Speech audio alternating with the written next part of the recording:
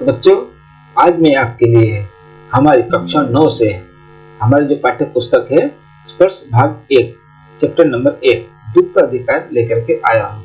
और इस पाठ की जो रचनाकार हैं यशपाल जी। आइए लेखक का परिचय प्राप्त करते हैं। आप देख सकते हैं कि इनका जो मूल नाम है यशपाल और इनका जन्म 3 दिसंबर 1903 पंजाब के फिरोजपुर छावनी में हुआ था। इनकी माता का नाम प्रेमा देवी एवं पिता का नाम हीरालाल है। इनकी पत्नी का नाम प्रकाशवती बताया गया है। इन्होंने नेशनल कॉलेज लाहौर से शिक्षा प्राप्त की थी एवं भारतीय स्वतंत्रता आंदोलन में वे जुड़े हुए थे। इन्होंने उपन्यास, कहानी, नाटक, आत्मकथा, संस्मरण, निबंध एवं यात्रा वृत्तांत की रचना की है। इनकी रचनाओं में बात की जाए तो झूठा सच, मेरी तेरी उसकी बात, दादा कामरेड ये एक उपन्यास है, पिंजरे की उड़ान ये इनका कहानी संग्रह है।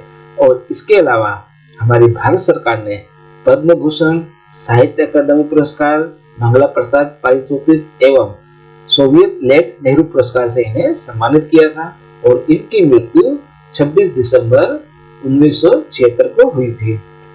आइए पाठ की शुरुआत करते हैं। दुख का अधिकार। मनुष्य की पोशाकें उन्हें विभिन्न श्रेणियों में बांट देती है। प्रायः पोशाक अर्थात पहरावा जो हम पहनते हैं वह समाज में मनुष्य का अधिकार एवं उसका दर्जा निश्चित करती है।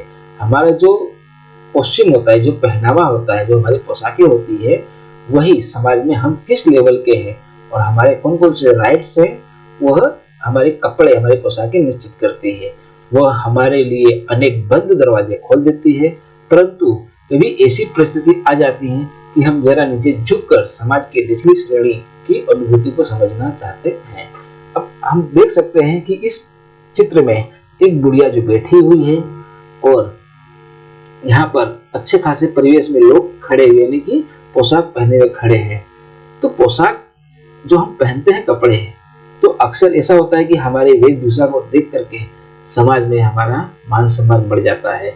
लेकिन कभी कभी ऐसा होता है कि जब किसी के दुख को जानने की कोशिश करते हैं तब उस समय यही हमारी जो पोशाक है वो बाधा रूप बन जाती है।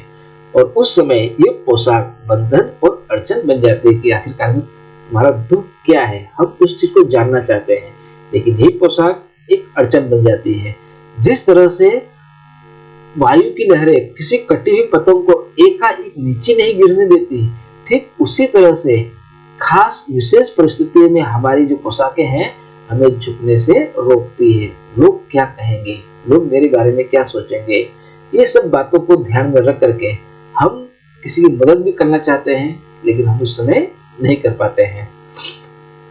बाजार में फुटपाथ पर कुछ खरबूजे डलिया में और कुछ जमीन पर बेचने के लिए रखे गए थे।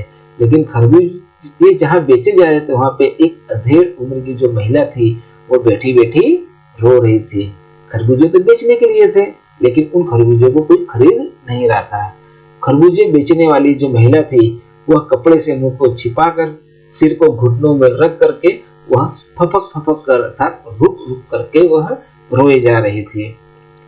पड़ोस की दुकान पर जो तख्त बैठे हुए जो बाजार में खड़े हुए जो अन्य लोग थे उस महिला को एक नफरत की भावना से देख रहे थे और उसके बारे में तरह तरह की बातें कर रहे थे। उस स्त्री का रोना देखकर मन में तो एक दुख उत्पन्न होता है कि आखिरकार में वो रो क्यों रही है, इसका वह कारण भी जानना चाहते हैं। कौन? लेखक यशपाल। फुटपाथ पर समीप बैठ सकने में लेखक की जो पोशाक थी वह एक समस्या बन रही थी। एक आदमी ने बड़ी घृणा के भाव से थूकते हुए कहता है कि क्या जमाना है, जवान लड़के को मरे पूरे दिन नहीं बीता और यह बेहया बेशरम दुकान लगाकर बैठी है। और दूसरे साहब क्या कहते हैं दाढ़ी को खुजाते हुए, अरे जैसी नीयत तथा जैसी इरादा होती है अल्लाह वैसी बरकत भी देता है। सामने के फुटपाथ पर खड़े एक आदमी ने दिया सलाई की तीली से कान को खुजाते हुए कहता है, अरे इन लोगों का क्या, ये कमीने लोग रोटी के टुकड़े पर जान दे देते हैं। इनके लिए बेटा बेटी, कसम लुगाई, धर्म ईमान सब रोटी का टुकड़ा है। और परचून की दुकान की किराने की दुकान जिसे हम कह सकते हैं, और उस किराने की दुकान पर बैठे हुए लाला जी ने क्या कहा, अरे भाई इनके लिए कोई मरे चाहे कोई जिए कोई मतलब नहीं होता, पर दूसरे के धर्म और ईमान का तो कम से कम ख्याल रखना चाहिए। जवान बेटे के मरने पर 13 दिन का सूतक लगता है और वह यहाँ सड़क पर बाजार में आकर खरबूजे बेचने के लिए बैठ गई है। 1000 आदमी आते हैं जाते हैं, इससे क्या पता कि इसके घर में सूतक लगा है कि नहीं लगा है। कोई खरबूजे खा ले इसके हाथ से दिए हुए तो उसका ईमान धर्म भ्रष्ट हो जाएगा। क्या अंधेरे अर्थात क्या जमाना है। इस तरह से परचून की दुकान में बैठी हुई लाला जी ने उस बुढ़िया के बारे में कहा और पास पड़ोस की दुकानों से पूछने पर लेखक को पता चलता है कि 23 बरस का अर्थात 23 साल का उसका एक जवान लड़का था। घर में बहू और पोता पोती थे। लड़का शहर के पास 1.5 बीघा जमीन भर में वह सब्जियां उगाने का काम करता था और इस तरह से वह अपने परिवार का पालन पोषण करता रहता था। खरबूजों को डलिया में डाल करके वह बाजार पहुंचा कर कभी लड़का खुद बैठ जाता था तो कभी उसकी माँ बैठ जाया करती थी। लेकिन परसों ही सुबह मुंह अंधेरे अर्थात न ज्यादा उजाला हुआ हो न ज्यादा अंधेरा रहा हो, ऐसे समय में ये जो लड़का था 23 वर्ष का जिसका नाम था भगवाना, वह पके हुए खरबूजे चुन रहा था। गीली मेड़, मेड़ का अर्थ होता है कि 2 खेतों को विभाजित करने के लिए जो सीमा होती है उसे मेड़ कहा जाता है। और उसकी ठंडक में, तरवट अर्थात ठंडक में एक सांप आराम कर रहा था और बस उस सांप पर लड़के का पैर पड़ गया। सांप ने लड़के को डस लिया अर्थात काट लिया। लड़के की बुढ़िया अर्थात उसकी माँ पागलों की तरह ओझा सोखा को बुला लाती है। झाड़ना फूकना होता है, नागदेव की पूजा की जाती है, पूजा के लिए दान दक्षिणा चाहिए। घर में जो कुछ आटा अनाज बचा हुआ था सब दान दक्षिणा में समाप्त हो जाता है, उड़ जाता है। माँ, बहू और बच्चे भगवाना से लिपट लिपट कर रो रहे थे। क्यों? क्योंकि भगवाना जो एक बार चुप हुआ वो फिर दोबारा न बोला, अर्थात कि सांप के जहर से उसका पूरा बदन काला पड़ गया था और वह मर गया था। जिंदा आदमी को भी नंगा भी हम भेज सकते हैं, नंगा रह सकता है जिंदा आदमी, लेकिन जब आदमी मर जाता है तो भला उसे नंगा कैसे विदा किया जाए। क्योंकि बहुत ही एक महत्वपूर्ण मुद्दा यहाँ पे लेखक यशपाल जी ने उठाया है।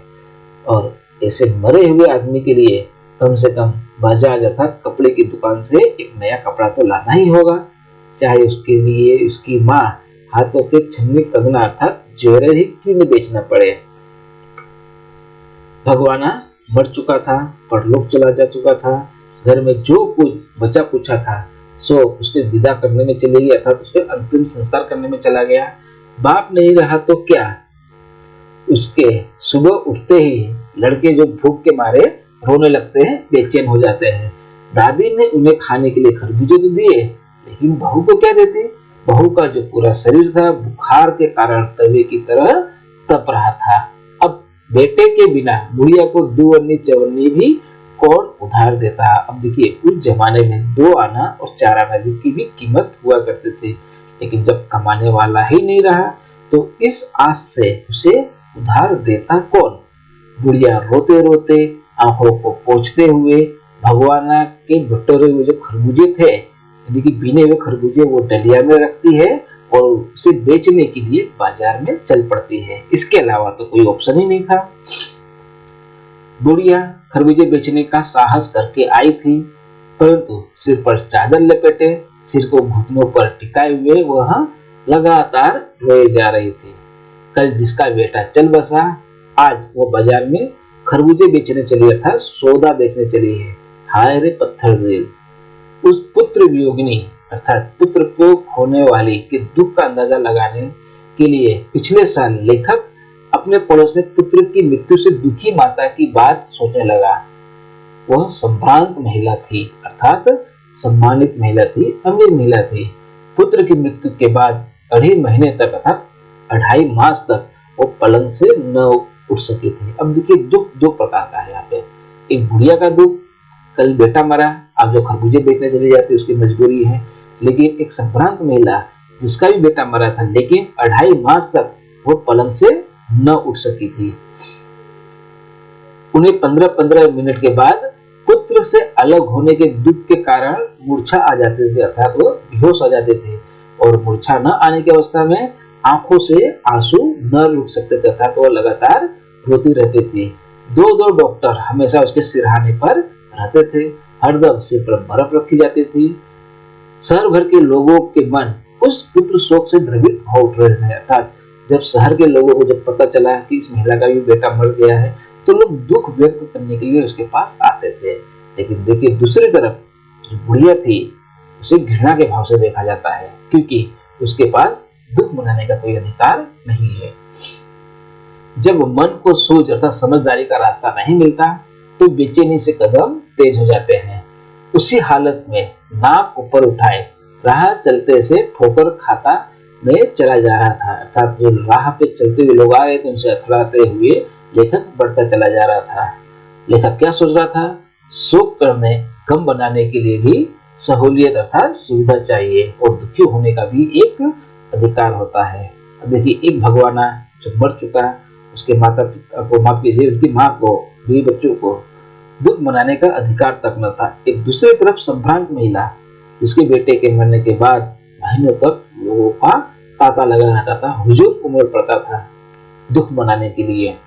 लेकिन यहाँ पर बुढ़िया बेटे के मरने के बाद अगले दिन वह खरबूजे बेचने के लिए चल पड़ती है। धन्यवाद।